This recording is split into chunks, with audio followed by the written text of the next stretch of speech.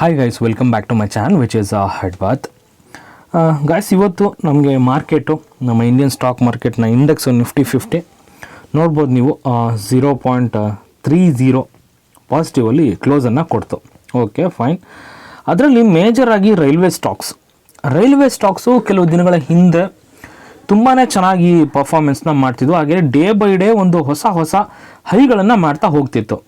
ಅದೇ ತೆರನಾಗಿ ಇತ್ತೀಚಿನ ದಿನಗಳಲ್ಲಿ ತುಂಬಾ ಅಂದರೆ ನೆಗೆಟಿವಲ್ಲಿ ಪರ್ಫಾರ್ಮ್ ಮಾಡ್ತಿದ್ದಾವೆ. ಸೊ ನೀವೊಂದು ಈ ಒಂದು ಪಿಕ್ಕಲ್ಲಿ ನೋಡ್ಬೋದು, ಎಲ್ಲ ಆಲ್ಮೋಸ್ಟ್ IRCTC, IRFC, ಆಮೇಲೆ ರೈಲ್ಟೆಲ್ಲು, RVNL which is railway Vikas Nigam limited. So ಎಲ್ಲದನ್ನು ಕೂಡ ನೋಡಿಲ್ಲ. ರೈಲ್ವೆ RVNL ಅಂತೂ -7, ರೈಲ್ಟೆಲ್ಲು -8.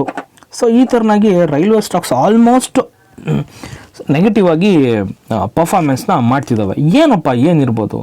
ಆ್ಯಕ್ಚುಲಿ ಇಷ್ಟು ದಿನ ಒಂದು ಅಪ್ ಟ್ರೆಂಡ್ ಇತ್ತು ಇಲ್ಲಿ ರೈಲ್ವೆ ಸ್ಟಾಕ್ಸಲ್ಲಿ. ಸೊ ಇವಾಗ ಒಂಥರ ಕನ್ಸಾಲಿಡೇಷನ್ ಫೇಸ್ ಅಂತ ಹೇಳ್ಬೋದು, ಅಥವಾ ಡೌನ್ ಟ್ರೆಂಡ್ ಅಂತ ಹೇಳ್ಬೋದು. ಸೊ ಆ ಥರನಾಗಿರ್ತಕ್ಕಂಥ ಒಂದು ಟ್ರೆಂಡು, ಆ ಥರನಾಗಿರ್ತಕ್ಕಂಥ ಒಂದು ಟ್ರೇಡ್ ಇದರಲ್ಲಿ ನಡೀತಿದೆ. ಒಂದು ಮೊಮೆಂಟಮ್ ಈ ಥರ ಇದೆ ಇದರಲ್ಲಿ. ಸೊ ಏನಪ್ಪ ರೀಸನ್ನು, ಯಾಕೆ ಈ ಥರ ಆಗ್ತಿದೆ? ಸಡನ್ನಾಗಿ ಇಷ್ಟು ದಿನಗಳ ಕಾಲ ಬೂಮ್ ಅಂತ ಹೋಗ್ತಿರ್ತಕ್ಕಂಥ ಸೆಕ್ಟರ್ ಇವಾಗ ಈ ಥರನಾಗಿರ್ತಕ್ಕಂಥ ಒಂದು ನೆಗೆಟಿವಲ್ಲಿ ಪರ್ಫಾರ್ಮ್ ಮಾಡ್ತಿರೋದು ಏನಕ್ಕೆ?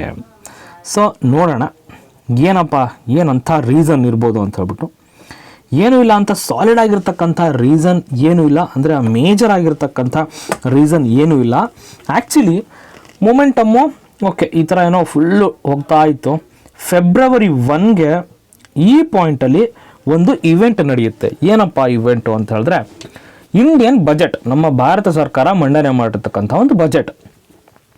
ಆ ಬಜೆಟ್ನಲ್ಲಿ ಏನು ಎಕ್ಸ್ಪೆಕ್ಟೇಷನ್ ಮಾಡಿತ್ತು ರೈಲ್ವೆ ಸೆಕ್ಟರು, ಅಷ್ಟು ಎಕ್ಸ್ಪೆಕ್ಟೆಡ್ ಅಲೋಕೇಶನ್ಸ್ ರೈಲ್ವೆ ಸೆಕ್ಟರ್ಗೆ ಬರಲಿಲ್ಲ.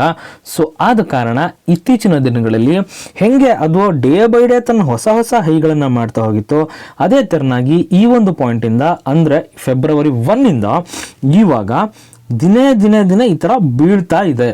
ಸೊ ಇದೊಂದು ಮೇಜರ್ ರೀಸನ್ ಅಂತ ಹೇಳ್ಬೋದು. ಯಾಕಂತ ಹೇಳಿದ್ರೆ ಒಂದು ಯಾವಾಗಲೂ ಸ್ಟಾಕು ಬಜೆಟ್ ಇದೆ ಅಂತ ಹೇಳಿದ್ರೆ ಒಂದು ಎಕ್ಸ್ಪೆಕ್ಟೇಷನ್ ಇರುತ್ತೆ. ಸೊ ಈ ಥರ ಅಲೋಕೇಶನ್ಸ್ ಆಗ್ಬೋದು, ಈ ಥರನಾಗಿ ದುಡ್ಡು ಸಿಗ್ಬೋದು ಅಂತ ಹೇಳ್ಬಿಟ್ಟು. ಬಟ್ ಆ ಅಲೋಕೇಶನ್, ಆ ಒಂದು ಏನು ಎಕ್ಸ್ಪೆಕ್ಟೇಷನನ್ನು ಯಾವಾಗ ಮೀಟ್ ಆಗಲಿಲ್ವೋ, ಬಜೆಟಲ್ಲಿ ಯಾವಾಗ ಆ ಅನೌನ್ಸ್ಮೆಂಟ್ ಬರಲಿಲ್ವೋ, ಸೊ ಅಂಥ ಟೈಮಲ್ಲಿ ಏನಾಗುತ್ತೆ, ಸ್ಟಾಕ್ ಆಟೋಮೆಟಿಕಲಿ ಬಿದ್ದೇ ಬೀಳುತ್ತೆ.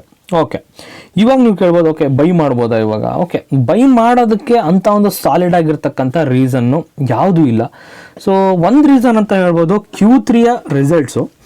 ಸೊ ಆ Q3ಯ ರಿಸಲ್ಟ್ಸು ಕೂಡ ಅಂತ ಹೇಳ್ತಕ್ಕಂಥ ಒಂದು ರಿಸಲ್ಟ್ಸು ಬಂದಿಲ್ಲ. ಸ್ವಲ್ಪ ದಿನಗಳ ಹಿಂದೆ RVNLನ ಒಂದು ರಿಸಲ್ಟ್ ಬಂತು, ರೈಲ್ವೆ ವಿಕಾಸ್ ನಿಗಮ್ ಲಿಮಿಟೆಡ್ನ ಒಂದು ರಿಸಲ್ಟ್ ಬಂತು. ಸೊ ಆ ರಿಸಲ್ಟ್ ಏನಪ್ಪ ಇದೆ ಅಂತ ಹೇಳಿದ್ರೆ, ನೀವು ಸ್ಕ್ರೀನ್ ಮೇಲೆ ನೋಡ್ಬೋದು Q3 results. RVNL net profit dips 66%. RVNL net profit dips 6% to 359 crore. RVNLನ ಪ್ರಾಫಿಟ್ಟು 6% ಕೆಳಗಡೆ ಬಂದಿದೆ, 6% ಡೌನ್ ಆಗಿದೆ. ಓಕೆನಾ? ಸೊ ಇದೇನಪ್ಪ, ಏನೋ ಎಲ್ಲ ಒಂದು ಕಡೆ ಒಂಥರ ಎಲ್ಲದು ಒಟ್ಟಿಗೆ ಬಂದಂಗೆ ಆಗ್ಬಿಡ್ತಿದ್ದು. ರೈಲ್ವೆ ಬಜೆಟಲ್ಲೂ ಕೂಡ ಹೇಳ್ತಕ್ಕಂಥ ಒಂದು ಅಲೋಕೇಶನ್ಸ್, ಅಂದರೆ ಎಕ್ಸ್ಪೆಕ್ಟೆಡ್ ಅಲೋಕೇಶನ್ಸ್ ಸಿಗಲಿಲ್ಲ ಒಂದು. ಎರಡನೇದಾಗಿ Q3 ರಿಸಲ್ಟ್ ಕೂಡ ಚೆನ್ನಾಗಿ ಬರಲಿಲ್ಲ. ಸೊ ಏನಪ್ಪ ಆಯ್ತು, ಇವಾಗ ಸೆಲ್ ಮಾಡೋದಕ್ಕೆ, ಒಂದು ಪ್ರಾಫಿಟ್ ಬುಕ್ ಮಾಡೋದಕ್ಕೆ ಒಂದು ಸಾಲಿಡ್ ಆಗಿರತಕ್ಕಂಥ ರೀಸನ್ ಸಿಕ್ತು. ಅದೇ ನಡೀತಾ ಇರೋದು ಇವಾಗ ರೈಲ್ವೆ ಸೆಕ್ಟರ್ನಲ್ಲಿ. ಬೇರೆ ಯಾವುದೇ ಥರನಾಗಿರ್ತಕ್ಕಂಥ ನೆಗೆಟಿವಿಟಿ ಏನೂ ಇಲ್ಲ. ಸೊ ಇದು ನಡೀತಾ ಇರುತ್ತೆ. ಏನಪ್ಪ ಇವಾಗ ಅನಿಸುತ್ತೆ, ಏನು ಮಾಡ್ಬೋದು ಮುಂದೆ, ಹೆಂಗಪ್ಪ ಇದು ಹಿಂಗೆ ಸ್ಟಾಕ್ ಬೀಳ್ತಾನೆ ಹೋಗುತ್ತಾ? ಇವತ್ತು ನೋಡಿದ್ರೆ 7% ಬಿದ್ದಿದೆ RVNL, ನೆಕ್ಸ್ಟ್ ಮತ್ತೆ 7% ಬಿದ್ದರೆ ಹಿಂಗೆ ಬೀಳ್ತಾನೆ ಹೋಗುತ್ತಾ? ಬೀಳಲ್ಲ. ಏನಪ್ಪ ಮುಂದೆ ನೋಡೋಣ ಅದನ್ನು. ಓಕೆ, ಇಲ್ಲಿ ನೋಡ್ಬೋದು ನೀವು, RVNL 8% ಬಿತ್ತು. ಹಾಗೆಯೇ ಇರ್ಕಾನ್ 2%. ಇಲ್ಲಿದೆ ನೋಡಿ, ಇಲ್ಲಿ ರೆಡ್ ಕಲರಲ್ಲಿ ಏನು ಬ್ರಾಕೆಟಲ್ಲಿ ಕೊಟ್ಟಿದ್ದಾರೆ, ಅದು ಇವತ್ತಿನ ದಿನದ ಒಂದು ಕ್ಲೋಸಿಂಗು. ಆ ಒಂದು ಇದರಲ್ಲಿ ಕ್ಲೋಸ್ ಆಯಿತು ಅಂತ ಹೇಳ್ಬಿಟ್ಟು. ಓಕೆ, ನೆಕ್ಸ್ಟ್ ನೋಡೋದಾದರೆ ನೋಡಿ, ರೈಲ್ಟೆಲ್ಲು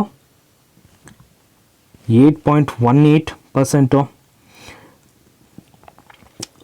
Indian railway financial corporation IRFC ಅದು ಕೂಡ 5% ಡಿಪ್ಪು, 5% ಇದರಲ್ಲಿ ಕ್ಲೋಸಿಂಗ್ ಕೊಡ್ತು. ಇವಾಗೇನಪ್ಪ ಅಂದರೆ ಮುಂದೆ ಏನು ಮಾಡಬೇಕು, ಏನು ನೆಕ್ಸ್ಟು?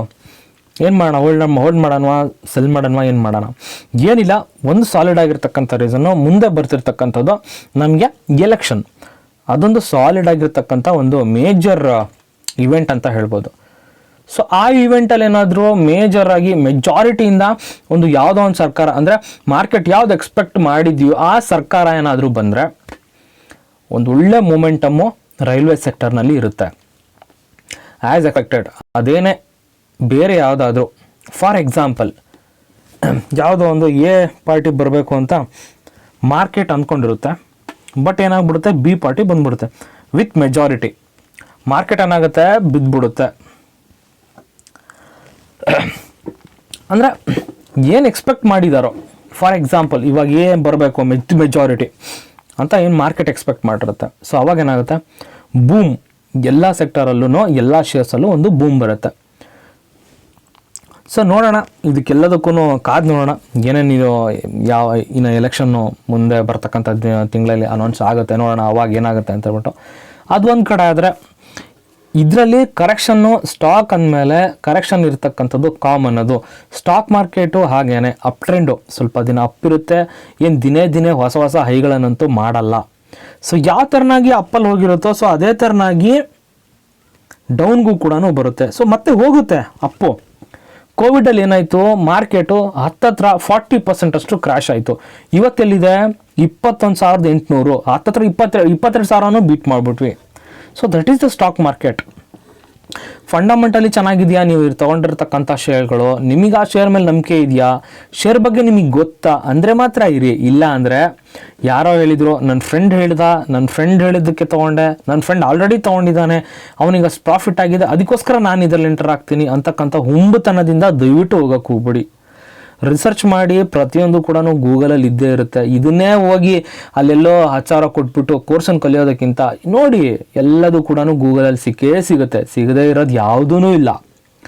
ಸೊ ನೀವೇ ನಿಮ್ಮದೇ ಆಗಿರ್ತಕ್ಕಂಥ ರಿಸರ್ಚ್ ಮಾಡಿ, ಫಂಡಮೆಂಟಲ್ ಅನಾಲಿಸಿಸ್ ಮಾಡಿ. ಏನು ದೊಡ್ಡ ಬ್ರಹ್ಮವಿದ್ಯೆ ಅಂತೂ ಅಲ್ವೇ ಅಲ್ಲ. ಕಾಮರ್ಸ್ ಗೊತ್ತಿದ್ರೆ ಮಾತ್ರ ನಾವು ಮಾಡ್ಬೋದು ಅದು ಕೂಡ ಶುದ್ಧ ಸುಳ್ಳು. ಸೊ ಒಂದ್ಸಲ ಟ್ರೈ ಮಾಡಲಿಲ್ದಂಗೆ ಯಾವುದೂ ಆಗಲ್ಲ. So I hope guys video ಇಷ್ಟ ಆಯಿತು ಅನ್ಕೋತೀನಿ. ವಿಡಿಯೋ ಇಷ್ಟ ಆದರೆ ಒಂದೇ ಒಂದು ಲೈಕ್ ಕೊಡಿ. ಒಂದು ಲೈಕ್ ಎಲ್ಲೊಂದು ಕಡೆ ಒಂದು ಮೋಟಿವೇಶನ್ ಅಂತ ಅನಿಸುತ್ತೆ. ಹಾಗೆಯೇ ನನ್ನ ಚಾನಲ್ನ ಸಬ್ಸ್ಕ್ರೈಬ್ ಮಾಡ್ಕೊಂಡಿಲ್ಲ ಅಂದರೆ ಸಬ್ಸ್ಕ್ರೈಬ್ ಮಾಡ್ಕೊಳ್ಳಿ ಗೈಸ್. Thank you.